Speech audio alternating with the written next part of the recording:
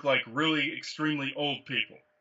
They're just really decrepit looking old people. Some of them wear a veil or a sheet, like an actual sheet around them. That's very similar to the ghouls that have look like a sheet. We've seen these Orion Greys before. My mother got attacked by one in her bedroom. She saw this veiled being that showed up that looked like it had a nun's habit on. Tried to mimic my grandmother, and when she realized it wasn't her, just face planted it right into the wall. And it was a solid being. It was solid flesh and blood. It was just very spongy and just face planted. It let out this really ugly shriek when boom, just smashed it into a wall. Wow. You know, one of those Matrix movies, it has these guys that are like twin brothers, and they kind of look like ghosts, and, you know, they can go between physical and Yeah. that reminds me of what you're describing. Yeah, oh yeah. Some of these beings can drift between or make themselves look like they can drift between matter and energy. The good guys are the ones that can actually do that. These guys are using technology to basically cheat, and they can't do it themselves, or at least not anymore. So they're actually using technology to try to scare people, try to gain fear energy out of them, or even mimic their past loved ones, like what I was saying. Yeah, they're pretty ugly. I've seen one of these beings in the face before, and like I said, they look like seriously old people with blackened over eyes. That's where the original Orion Anunnaki are. These degenerated, white, like some of them are the tall whites with the cone heads, but the seriously old people think, oh, it's a kind old elder. No, that's pretty much a demon, actually. Primitive demons? It's pretty much a demon. Oh, Yeah. pretty much a demon. Yeah. It's fascinating. You know, all this shape shifting and stuff like that. What is a banshee? Banshees are a little more complex, I found out. There's actually good and bad ones. I first put them in the demon category. When I first encountered some really bad banshees, it looked kind of like a ghoul, but with these long fingers and like this draped back, like sheet like hair and stuff like that. I'm thinking, okay, what's this? Uh, and it was still another form of a ghoul, even though like the Greys have the long fingernails and everything. I figured it was related to that, which it was. But then I came across some redheaded banshees. They looked like just women, but with like flame red hair that had face paint on it, like natives. And I said, well, what's your tribe? They said, you would call us banshees. And I said, okay. I thought these ghoulish looking things were banshees. They're like, no. That was a group of us that actually anchored to the dark side or got assimilated by these other guys. So there was this split. They were a separate species, but some of them got assimilated by these nanites and became these weird ghoulish things. That's where you get the wailing by the graves and all that. That's where you get those guys from. Wow. Now you had mentioned that even Lucifer had maybe been at one point had been infected by these maybe nanites, or was it AI or something? Yes, I found out he was actually he's an Orion Nordic, blonde hair, blue eyed Orion Nordic. That's another group of bad guys. The ones with the wings, like you see the pretty boy faces, like in the Bible. The ones that are the seraphim angels. These are actually winged serpents that are like Nordic, like reptilian forms. But then you have the multicolored reptilian winged forms. But then you have Lucifer's type, where he was a Nordic Orion. Not all of them are bad. He came into this star system good. He was not. He didn't start out that way. But during the old war times, when him and Michael, of course, duked it out. But first, Michael started to go bad in those times because of the outside Archon influence as well from outside of our star system. You see, there was a shield up, and the Asgardian people on Maldek. That's ancient Maldek is ancient Asgard from the Norse mythology. And prior to the Ragnarok, which was the destruction of Maldek, the creation of the asteroid belt, um, the royalty there, like Odin, Thor, Michael was there. They all started to stray thought-wise because they were being telepathically manipulated by these Orions that were hanging out on the outer perimeter, sending telepathic energy in there.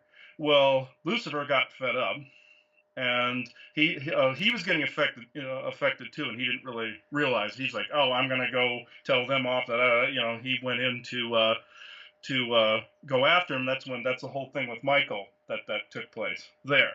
Was that. But the famous magnet and picture that you see, and coffee mug picture that you see the angels stomping like Satan into the dirt, was actually after the barrier fell. Lucifer joined up with the bad guys, or he got taken over completely by the bad guys and got morphed into the demon reptilian form that everybody knows him as, the big horn guy, this like big berserker looking demon. Well, and he stayed that way for a while, and he also had gotten encapsulated in AI into a sphere as well. But then he was able to actually escape it. What happened was, he also got duplicated by the AI as well. This is why people think, oh, Lucifer did this, Lucifer did that. No, it's all artificial intelligence. They just have some of his personality traits that were uploaded to this main computer. It's one big computer that's doing this. It's a quantum based computer that is basically sitting in multiple realms at once, and it can phase shift through a set of photonic realms. That's why nobody ever finds a big computer core, because you're not going to. It's light based. It's based purely in light and shadow and frequency. You're never going to find it until it one day dies. But Lucifer then eventually snapped out of it. But now he has a couple of duplicates, computer duplicates, running around out there with his memories and his everything. Wow, it's really fascinating. Are these different entities that are? It's hard to understand which ones are corporeal and which ones are like astral. Yeah, it is actually very hard sometimes to tell the difference. Like, say you have a Draco reptilian, for instance, solid reptilian that's living underground somewhere, and they can project or bilocate their thoughts, like what I do when I bilocate to a place. What people are thinking is ghostly can be a psychic impression or poltergeist version of one of them trying to latch on to one of them, or screw with them, or haunt their house, or what have you. Then you have the incorporeal, like demon ghouls that can float around in people's crawl spaces at house. But this is actually a stupid thing that I heard, where a demon will find its way into your crawl space or an attic or something, and then it gets stuck in there. They're so dumb that they've degenerated so far, intelligence-wise, they can't find their way out of there. So they just kind of hang out until somebody removes them. That's why crawl spaces and houses get filled up. And I heard this story about the Great Wall of China back when it was first being created. And I read this story where they had found some old mysterious crawl spaces that seemed to serve no purpose. So I decided I did a channeling. I looked in on this, and I saw some reptilian and ghoul forms getting lured into these open crawl spaces. And then when they dropped down, then these ghouls and demons and stuff would get in there. About 5 or 6 soldiers with swords would drop down there and kill them. So they left these spaces open to be able to kill these things when they came in. They lured them in so they could get rid of them, knowing that if they left an open space, these ghouls and creatures would just walk right in there and they could just slice their head off, or cancel out the energy, or trap it in a crystal or something like that. And I found out that's what that was left out of recorded history. They were trying to get rid of these creatures, try to clean up the area. And that's how they lured them in. But yeah, you are correct. They are very hard to distinguish from physical to not physical, because also you have another density that some of these Draco are existing in. Believe it or not, they're actually in the next density over there in 5D, and they're using technology to stay over there. And the reason we see them transparent is because they're in a different frequency. And if we were looking at it with our eyes, we'd see them transparent like a ghost, but they're actually just in a couple frequencies over from us. That's why that's why they're transparent. But do you look at it through a filter so that you can see them, or is this like your Yeah, mind's eye that you're seeing this? yeah. My eyes can actually see them when they walk in the room. If there's no interference, I can actually see them walk through a neighborhood with no problem, because we're getting close to that density level. But the closer we get to becoming more of what some people call crystalline DNA instead of carbon based, the more immune we are to what they can do to us. See, we're going from a carbon base to a crystalline base. Our DNA is evolving to that. Some people think we're going to burst into energy. No, it's more of our so-called junk DNA that's releasing more information into out of our genetic memory, and we're evolving. Oh, our junk DNA will, in essence, be helping solve the problem. Yes, yeah, that's what the reason that the scientists are calling it junk is because they want people to refer to it and co-create that it's junk so that we don't evolve into the next stage. These bad guys, since they're having a hard time getting to people more physically, they're manipulating people mentally to co-create bad things. Yeah, Uh, and then even the poisons and stuff that are in the food are might not even all the time be so much just to kill us or even shorten our lives, but just to stymie our psychic powers. Exactly. Yeah, like our pineal gland getting calcified, or some of the GMOs having certain poisons in it that lower our vibration just enough to be harassed by different AI and different entities. I came to find out that refined sugars, for instance, the really white refined sugar, even though I'm guilty of still eating it, I eat ice cream, I eat chocolate, all that other stuff. But I have noticed that it does stifle the psychic abilities quite a bit if you eat too much of it. That's why I'll grab some chocolate, eat that, and then then I don't touch it for a couple days. But yeah. Yeah, I guilt myself a lot about sugar, but I have tried to like when I eat my yogurt and stuff like that. I substitute maple syrup. Yes, any of the purified forms, other than refined, machine refined ones, are better. I found out from the guides the brown sugar is actually much better. I mean, of course, you'll still get fat from it. That's not the issue. It's the refined sugars are extremely toxic to us. We just got used to it being around. Proof of this is when I heard a story where somebody was giving some Sasquatch beings on their property some donuts, and he worked for Kroger Donuts, and somebody I knew, and I interviewed this person, and they said, "Oh yeah, I worked there for 20 plus years, and then gave put donuts out for him all the time. Then he retired." And then the Sasquatch were harassing him one day, throwing rocks through his windows and stuff like that. And he's like, "What the hell did I do? These guys are going nuts." Well, they had somebody go out to check this out, and it turned out they were asking where the donuts were. They'd gotten addicted to the refined sugars, and it's more poisonous to them. They have something in their DNA that is slightly different than ours, and refined sugars are more addictive to them, Oh, it's like even though we're heroin. related. Hmm? Yeah, I said it's like heroin to them, maybe. Oh yeah. Wow, and but people just don't realize how addictive sugar is because there's sugar in everything that we eat. Hmm. Yeah, and carbs break down into sugars. That's why getting rid of some carbs out of your diet causes you to lose weight. I came to find out, and yeah, they. I found out the reason that there's a couple reasons why people get heavy. There's a virus floating around that the cabal engineered and with the alien help to make us slower and fatter so that we wouldn't be so apt to insurrection if the day ever came along. We wouldn't be able to fight back because we'd be too chunky. But as the energies progress, people are starting to get more and more in shape. Our natural state is more like a Nordic or like a really fit. That 1% of the population that's naturally fit. That's how everybody's supposed to be. But you got this virus floating around there, and then you have the food that's laced with these poisons. So you got the double sided here. Some people always blame themselves for this, the fat always replicating, but it's this really nasty virus that the aliens created. But eventually, we're starting to become immune to this particular virus.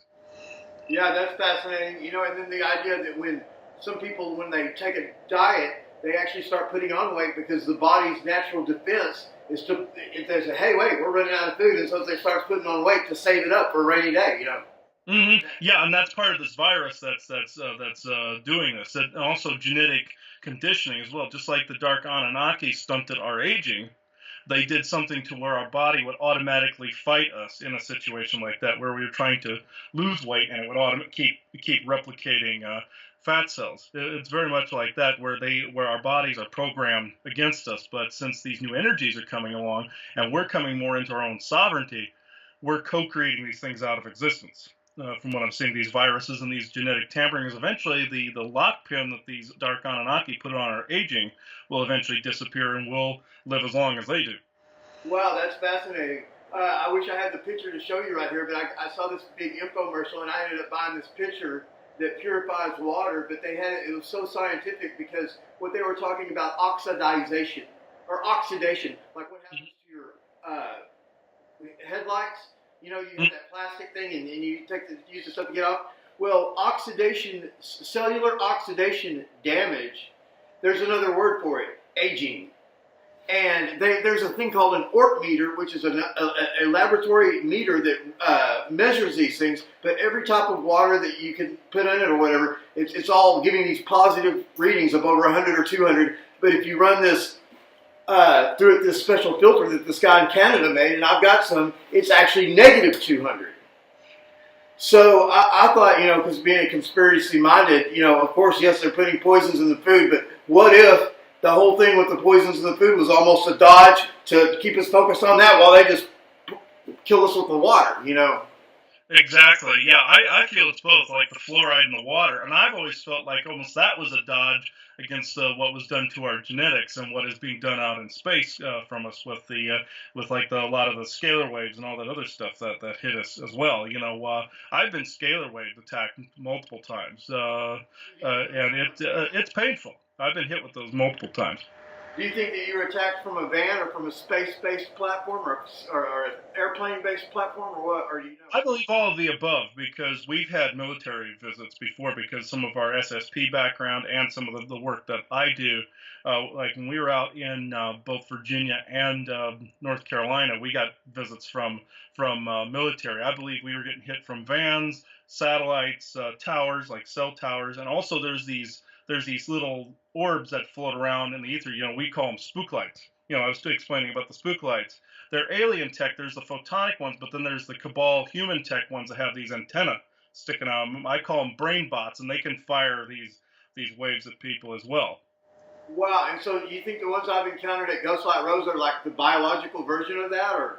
But those are the photonic ones that the Dark Anunnaki use, where the little guys sit in these tiny little spheres. Yeah, they. I've gotten a picture when we were out in Yuma. I got a picture of a blue orb with a little guy sitting in the center of a little gray that's sitting in the center of this blue orb. So when people are seeing these flashes, and at first I thought it was because people were evolving and seeing some of the ethers that were around them. They're actually seeing this photonic AI that's surrounding them. People think, oh, it's just the magnetic field of the Earth, or just it's other entities or ghosts or something like that. And yeah, Sasquatch and them can utilize orbs and utilize energy and stuff like that. But another reason people always see Sasquatch with the orbs is because that's their enemy. They're actually trying to get rid of these little spook lights. You see, they're technological. These spheres can shrink down to the size of like a golf ball, or even smaller. And there's a little teeny guy sitting in the center of them. And some people think those are fairies too, but some of these are the dark Anunnaki that have sat in these little spheres. Now you have these other ones that look like eyeballs that are about the size of a golf ball as well. You see a little eyeball floating around, and out of the corners of your eyes, you'll see these little flashes, like blue, like poof, poof, like smears across the wall or flashes and stuff like that, and the spook lights. And they also come in other colors too, but I've been seeing a lot of blue lately. And I have yet to see a green one. I've seen red, blue, um, and then orange, white, and yellow. Mm-hmm. Yeah, I've never seen a green one myself either. I've seen a lot of red ones. Usually that's also Archon. People associate that with like Archon.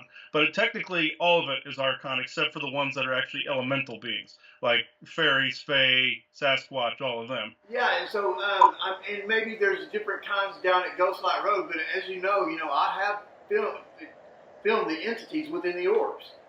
Mm-hmm. It's just the most staggering thing when you take the picture yourself, and it's like, oh my gosh, it's like this gray ET they've been showing us our whole lives. Mm-hmm. Oh yeah. I see these flashes all the time. I've actually gotten to the point where if I'm in a good energy place, I can actually push them aside and clear room of these photons, but they tend to filter back in. They tend to filter back in after a while if you don't maintain the barriers. But the ones I was talking about with the waves, they're about, I'd have to say the smallest one of those are about the size of maybe a small grapefruit or like a larger apple. And these have four antennae on it. They look like a Sputnik satellite. And they are also still artificial intelligence. These are human hybrid, alien human tech, and these are linked to like some of the towers, some of the human tech, like the binary network and everything. And these things float in a different frequency. These don't. Some of these don't glow. These actually, you can see metal parts and stuff like that on. Even though the spook lights have those, they've gotten to the point where you can. They're surrounded in like this photonic light, so they look mystical. These actually, since they're human tech, these are just chunks of metal, and they'll float in and out of homes scanning, thoughts scanning, everything to make sure they can actually how can I put it? They'll send people like off skew what they want to do in a day. Like how, like say if you have a plan in a day to actually get something accomplished, they'll throw somebody into like an ADD fit to where they won't get anything done. And they'll also make people angry. They'll make people depressed. The human ones don't just do this. This is everything that does this. This is like the Draco reptilian demons. All of these that do this. But these will actually blast you with like a set of like microwaves, scalar waves, all of that. They're linked to the towers. They're linked to the cell towers. And I've seen these things circling around cell towers before. I've seen these things orbiting cell towers constantly, like refueling, like they're a ship refueling. I've also seen these things I call looking glasses. The investigative reporter Linda Moulton Howe actually has a picture of one of these famously, and they have like this little ring in the center that she showed a picture of this probe that was flying through a neighborhood, and that's binary network. That's also akin to these mechanical spheres with the antennae on them. It's the same technology. It just that one got spotted. And there's two reasons why these get spotted. One, the changing of the energies. People are automatically starting to see these things. And two, some good guys out there are wanting them noticed. So they basically uncloak them or put them in the frequency where people can see them briefly and get pictures of them. And that's why these things are appearing. But I see these things drifting out in and out of the house all the time, both the glowing ones and these mechanical ones. I'm seeing them all over the place. They hang around the smart meters, hang around the towers. They're all over the place. And I've seen those flat ones too, those looking glass ones as well. Well, in the ones that Ghostlight Road, I actually filmed where those particular ones come from, and I don't know if I mentioned to you, but it surprised the heck out of me where they were coming from. Mm-hmm. Oh yeah, right here. Underground, yes, exactly. Yeah, that's where some of the gray installations are, these Anunnaki installations. That's why you had in the original Star Trek episode, the pilot episode, where you had the thought manipulating aliens that were living underground. Yeah. And that's why Roddenberry wrote that into the original Star Trek pilot. Yeah. My card is full on this. Will you give me a moment to change this card, okay? Sure. All right. I think we got that card changed on the DSLR. Okay. I went through a little town last night on the way to kind of a shortcut to where I was going to meet someone, and it went through a little bitty town called Round Mountain. And that, just almost set up some red flags right there because, the idea that some of these mountains and hills are like pyramids or something. They're just covered up with dirt. And so I'm always on the lookout for, geographical stuff that, has a weird name. Mm-hmm. Oh yeah. I found out that the government likes to build towns and facilities around some of these more ancient sites, like portals, for instance. They build facilities around portals, doorways, openings, pyramids, ancient like sites where say giants are buried, or other sites like old settlements that have existed for millions of years. Some are actually disguised as national parks. Like you have, I found out you have Mammoth Cave in Tennessee. I found out some friends of mine live out that way, and they went there, and I see this. They showed me pictures of this place, and I'm looking, and I'm automatically seeing, an ancient overlay, what it actually was. And it was a meeting hall that existed for millions of years prior to the Earth being divided up by the Archon forces. It was basically Earth was one empire at one time, and same thing with Maldek. Everybody worked together. All these species worked together. underground, above ground, everywhere.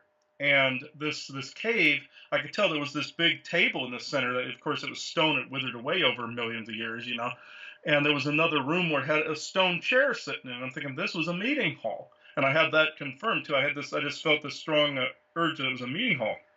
Well, of course you have it. It's a national park area or national monument, and you have rangers patrolling it all the time. What's really going on is there's a cabal facility somewhere nearby that is watching this place because there's more than likely an ancient power source there or some ancient technology that's there that they're trying to figure out.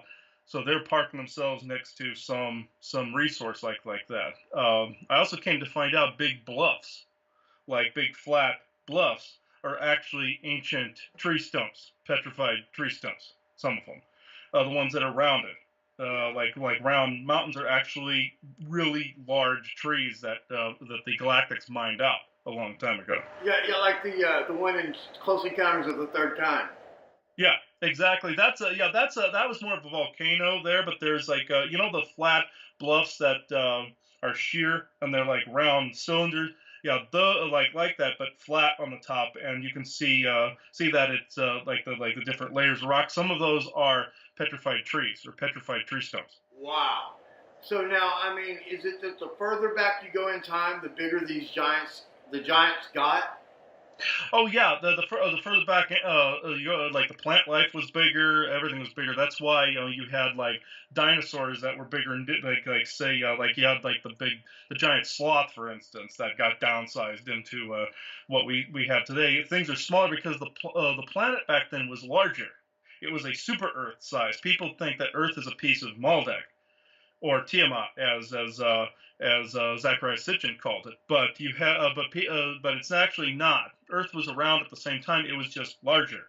It was divided up into zones that got quarantined off into different frequencies and densities. Some people see that as like a different dimension, where they crossed into this, but they're finding more of our planet. Eventually, over time, that's going to reconstitute, and we're going to be a super planet again over a period of time. Some of that energy was harvested off too by the Archon forces, but this is why you have larger people, larger plant life, larger bugs, larger animals, because they have to be size proportionate to the planet they're on, and that's why everything downsized because Earth got downsized. Wow, that's fascinating. That's hard. It's something to wrap your mind around. Yeah, when I found out about that, when I found out about all these different zones that were kind of dimensionally or density locked into these different areas, first I'm thinking, did I see this right?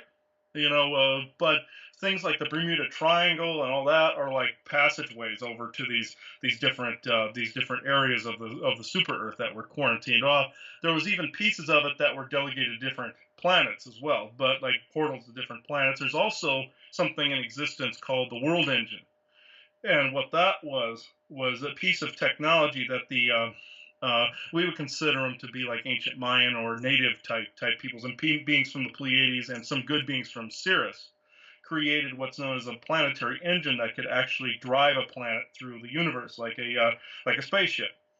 And but this is more linked to unity consciousness, where people had to actually work together in order to use it. Different people of different ethnicities. It's programmed to have at least 3 or 4 different types of ethnicities pilot it. And I came to find that out. When we get to a certain energetic stage, and when we get to a just a certain level of understanding, like where we actually are respectful of our brothers of different colors and different shapes and different sizes, then these world